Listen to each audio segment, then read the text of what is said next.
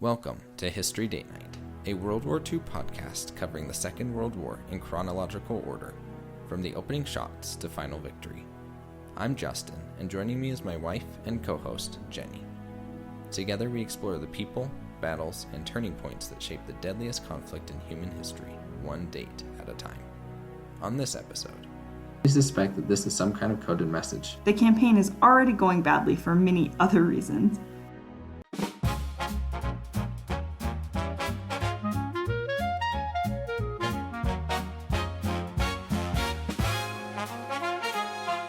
Welcome back to History Date Night. I'm Jennie. Last episode, Germany invaded both Norway and Denmark in a single morning, with Denmark surrendering in under 6 hours. The heavy cruiser Blücher was sunk in the Oslo fjord by an outdated fortress. Quisling declared himself the new Norwegian prime minister over the radio, and King Haakon fled Oslo with 48 tons of gold. This episode, April 10th through 15th, we follow what happens next. 2 brutal naval battles fought in the same fjord 6 days apart, and the first Allied troops actually landing on Norwegian soil. I'm Justin. This episode also has a Norwegian bank official smuggling a small fortune out of Oslo in potato sacks. A fortress crewed by 250 volunteers built to hold off an army. A code name that comes from a message about a housekeeper in Kent. And a British member of parliament writing home about smart lunch parties while Norway burns. Let's get into it. April 10th, at dawn, in Ofotfjord, a long, narrow inlet leading to the port of Narvik, roughly 120 miles above the Arctic Circle in the far north of Norway.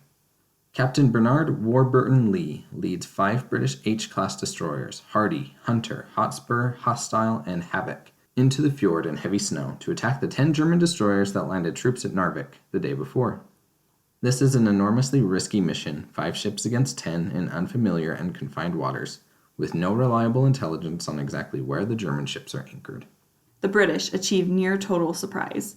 In the first exchange, they sink 2 German destroyers, the Wilhelm Heinkamp, which goes down with the German flotilla commander Commodore Friedrich Bonte aboard, and the Anton Schmidt. Several merchant ships and a supply vessel are also destroyed. But as Warburton Lee's flotilla withdraws back down the fjord, 5 more German destroyers that had been anchored inside inlets emerge and catch the British by surprise in turn. HMS Hardy is sunk. HMS Hunter is sunk. HMS Hotspur is badly damaged. Warburton Lee himself is killed. He's posthumously awarded the Victoria Cross, the second of this campaign, following Lieutenant Commander Roops from Glowworm's ramming of the Hipper 2 days earlier. That same morning, roughly 200 miles south at Bergen, 16 Blackburn Skua dive bombers from the Fleet Air Arm take off from the Orkney Islands at 5 a.m. for a 330-mile crossing of the North Sea to attack the German cruiser Königsberg, which had been damaged by Norwegian coastal batteries during the landings the day before, and was sitting, still afloat, tied up at the main docks. Lieutenant William Lucy leads the first wave in at 9,000 feet, diving through moderate anti-aircraft fire. 3 direct hits and a very near miss are enough. The Königsberg catches fire, floods, rolls over, and finally sinks at her moorings. This is the first major warship sunk solely by dive bombers.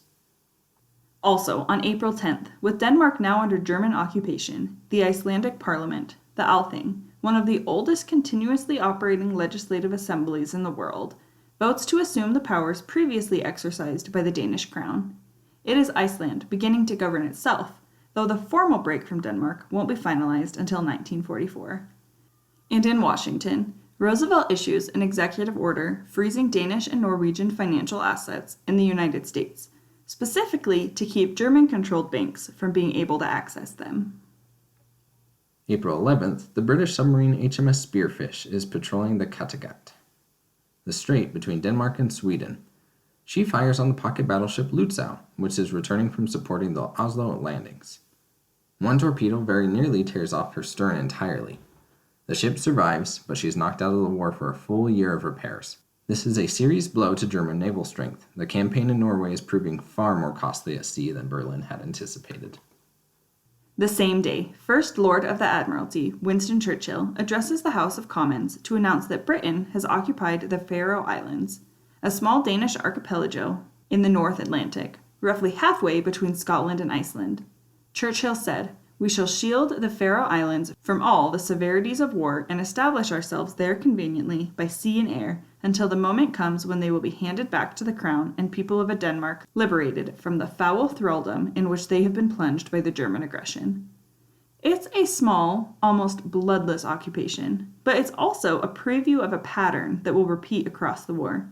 Britain, moving into strategically useful territory belonging to occupied neutral countries, framed always as temporary and always as being for that country's own eventual benefit. In Norway itself, General Christian Lake, the Norwegian commander-in-chief, who had orchestrated a partial mail-delivered mobilization order which had crippled Norway's response before the invasion even began, is relieved of command. He is replaced by General Otto Rouge, described by those who worked with him as an intellectual. He was notably calm under pressure, and now he was facing the task of organizing whatever resistance is still possible, with an army that was never remotely ready for this war. There's a confrontation this week that determines how the rest of the occupation of Norway unfolds. German ambassador Kurt Brauer travels to Elverum, where the Norwegian government and King Haakon have taken refuge, and formally demands that the king appoint Quisling as head of a new government, to legitimize what's already happened as a peaceful transfer of power. Haakon's answer is unequivocal. He would rather abdicate than appoint any Quisling government whatsoever. His cabinet backs him completely. Quisling, a man whose party had never won even 3% of the national vote, or a single seat in the Norwegian legislature, is left with no legal standing and no popular support at all. Germany, watching this play out, quietly begins looking for another way to administer the country.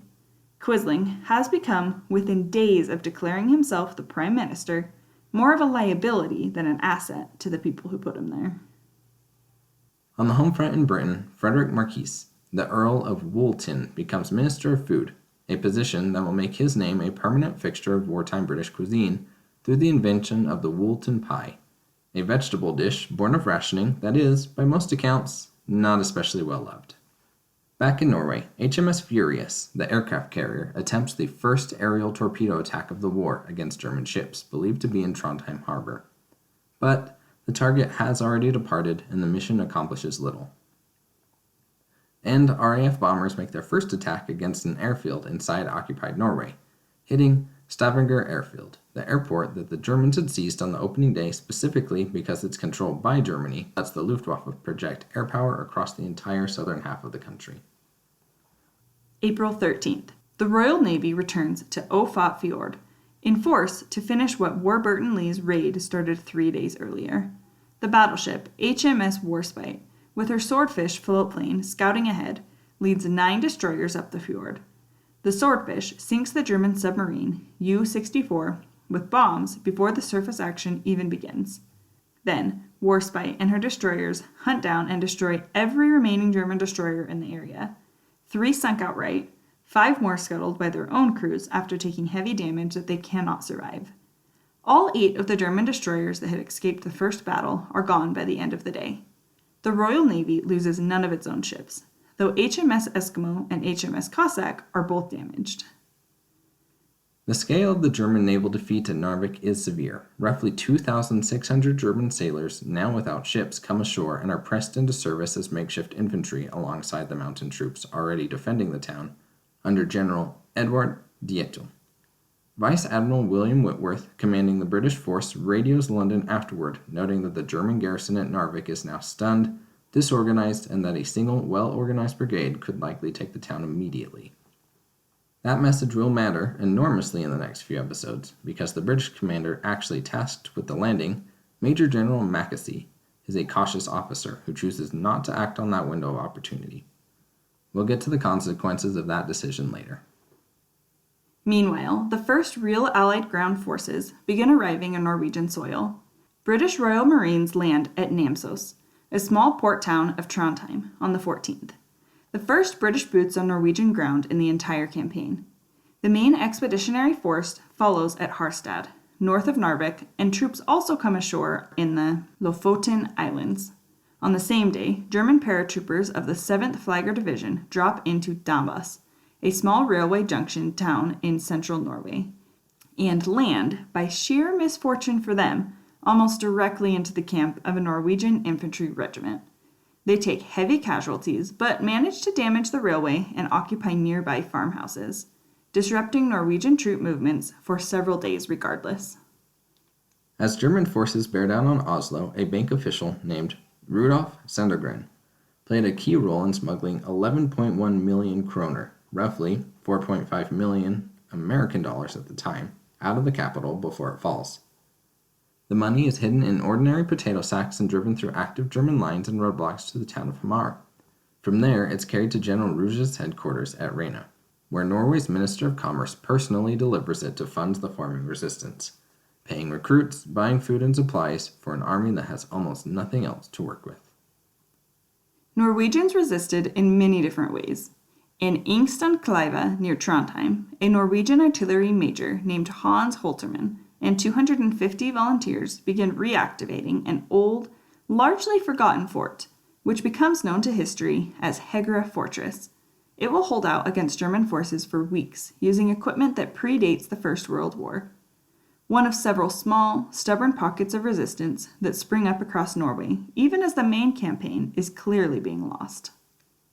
On April 15th, with his government having thoroughly rejected him, and Germany having no further use for him, Quisling is quietly set aside. Germany shifts authority to an administrative council headed by Ingolf Christensen, technically independent of Quisling's party, though still operating entirely under German oversight. Quisling's brief reign as the self-proclaimed prime minister lasts less than a week. His name, as we noted last episode, will outlive his government by generations. April 10th, in London, Sir Henry Tizard begins organizing what soon becomes known as the MAUD Committee, the body tasked with formally investigating whether an atomic weapon is actually feasible to build, growing directly out of the Frisch Perels memorandum we discussed in previous episodes. And the story of how the committee gets its name is one of the greatest small accidents of the entire war. On April 9th, physicist Niels Bohr, still in Denmark as German forces occupy the country around him, manages to get a telegram out to Otto Frisch in Britain. It ends with a strange cryptic line that says, quote, "Tell Cockcroft and Maud Ray Kent," end quote. British intelligence and the physicists receiving it immediately suspect that this is some kind of coded message, an anagram perhaps, hiding sensitive nuclear information smuggled out of occupied Denmark. It takes some time to work out that it's nothing of the sort. John Cockcroft is simply a colleague Bohr wanted informed, and Maud Ray, of the city of Kent, was Bohr's family's former housekeeper back in England. He was just passing along a friendly greeting in the middle of a telegram about physics, in the chaos of his own country being invaded around him. But the phrase sticks. When the new committee needs a name, and nobody wants to call it anything too descriptive of what it's actually investigating, someone remembers the telegram. MAUD, M-A-U-D, all capital letters standing for nothing at all, becomes the name of the body that will spend the next year determining whether Britain, and eventually the Allies, should build an atomic bomb. Neither Frisch nor Pierlis is permitted to serve on the committee whose entire existence their memorandum created, and this is because both men are still legally classified as enemy aliens, German and Austrian by birth, and therefore considered a security risk, despite having done the work that started everything. April 15th, back in Bletchley Park, British cryptanalysts succeed in breaking one of the naval Enigma keys being used to coordinate the Norwegian campaign. It's an early, meaningful win for the code-breaking effort that we followed since the Polish mathematicians first shared their work back in the autumn. Proof that the machine and the method work under real wartime pressure, not just in theoretical exercises. The intelligence gained doesn't reverse Norway's fortunes. The campaign is already going badly for many other reasons, but it's a marker of things to come. Denmark's occupation is producing a strange and, for Germany, genuinely uncomfortable situation. Because the Danes didn't resist, Germany cannot claim to have defeated anyone. It's stuck honoring its own public justification that German troops came only to protect Scandinavia from the Allies, which means keeping the king, the constitution, and the recognized democratic government all nominally in place. King Christian continues riding through Copenhagen and pointedly ignoring the salutes of German sentries posted along his route. Ordinary Danes adopt what one observer this week compares to old Irish peasant tactics against British landlords. Simple, comprehensive boycott. They live as much as they possibly can, as though the occupying soldiers on their street just simply do not exist. Outside the country, some 5,000 Danish merchant seamen bring roughly 90% of Denmark's entire commercial shipping tonnage into Allied ports rather than German-controlled ones, effectively contributing an entire national merchant marine to the Allied war effort in exile. In Berlin, General Alfred Jodl writes in his diary this week that Hitler is suffering what Jodl describes as a genuine nervous crisis and terrible excitement upon receiving news of the naval losses at Narvik. The destruction of an entire German destroyer flotilla is a serious blow, both materially and to Hitler's confidence in an operation he'd been assured would go smoothly. And in Moscow, a conference of the Soviet Union's most senior military leadership convenes specifically to dissect the failures of the Winter War. The same reckoning that we discussed 2 episodes ago through Vonarov and Mannerheim's own post-war assessments. These are now happening from the Soviet side as an internal institutional process that will run through the 17th, and set reforms to the Red Army in motion. And there's a small detail from the Western Front this week that captures the strange psychological gap of April 1940 better than almost anything else we could cover. While Norway burns and 2 entire naval battles are fought in the same fjord 6 days apart, a British officer and member of parliament named Ronald Cartland, stationed with his unit in France, writes home on the 12th, quote, "We've settled in again in a comparatively peaceful war existence. The season is with us. I give smart lunch parties and dine out twice a week." End quote. The war that everyone has been waiting for since September is happening. It's just happening somewhere else to somebody else, for now at least. A quick grace note to close. On April 13th, the New York Rangers defeat the Toronto Maple Leafs to win the Stanley Cup, a championship that the Rangers won't repeat for another 54 years, giving rise to a fan superstition that becomes known as the Curse of 1940. And one less happy note to cover. In occupied Oslo, German General von Falkenhorst signs an order this week naming 20 of the city's most prominent citizens, including its bishop, as hostages to be shot in the event of a continued Norwegian resistance or sabotage. So, 2 battles of Narvik, 6 days apart, destroy the entire German destroyer force sent to take the port. The first major warship is sunk solely by dive bombers. Quisling rises and falls from power inside a single week, rejected by his own king. The first Allied troops land on Norwegian soil at Namsos and Harstad. A bank official helps smuggle a fortune out of Oslo in potato sacks. Britain's Atomic Weapons Committee gets a codename from a greeting meant for a housekeeper in Kent. Next episode, the Norwegian campaign grinds into a harder middle phase, and we'll see exactly what General Mackenzie's caution of Narvik ends up costing. Thanks for joining us for episode 31 of History Date Night. We'll see you next time. See you then.